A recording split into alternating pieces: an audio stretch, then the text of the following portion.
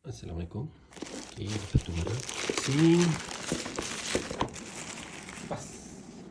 Kalau anda terpaksa ikut belakang tak cukup kuat ke, ni kita kepit dekat seat punya ni. Lepas tu ini pasang sini.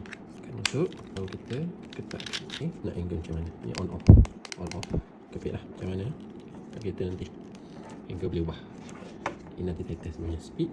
Angin kuat ke tak. USB panjang. Terbaik. Nanti ada satu lagi. Okey. Video demo penggunaan dia testing. Dan ni untuk pembelian, kita tekan back di bawah. Terima kasih kerana support. Jangan lupa komen, like, share serta follow. Assalamualaikum.